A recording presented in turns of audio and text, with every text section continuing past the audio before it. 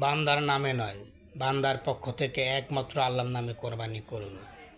আমার মহান মুর্শিদ সুফি সম্রাট হুজুর কেবলাজান বলেন, আমাদের সমাজে একটা প্রচলিত ভুল ধারণা ছিল, যখন আমরা কোরবানি করি, কোরবানি করার আগ মুহূর্তে যারা কোরবানি দেয়, মানে আলেম সমাজ, তারা আসার পর তারা বলে কার কার নামে কোরবানি দিবেন, ওই লিস্টটা দেন।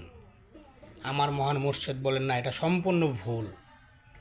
বান্দার নামে কখনো কোরবানি হয় না, বান্দার পক্ষ থেকে একমাত্র আল্লাহর নামে কোরবানি হয়। যেমনিভাবে রাসূল পাক সাল্লাল্লাহু আলাইহি সাল্লাম তিনি তার আহলে বায়েত এবং উম্মতি মুহাম্মদের পক্ষ থেকে একমাত্র আল্লাহর নামে কোরবানি করেছিলেন, আমাদেরও ঠিক সেইভাবে বান্দার পক্ষ থেকে, পরিবার পরিজনের পক্ষ থেকে একমাত্র আল্লাহর নামে কোরবানি করতে হবে। আমার মহান মুর্শিদ আমাদেরকে শিক্ষাটি দিয়েছিলেন। তাই আসুন আমরা সকলে বান্দার পক্ষ থেকে, ব্যক্তির পক্ষ থেকে একমাত্র আল্লাহর নামে কোরবানি করি।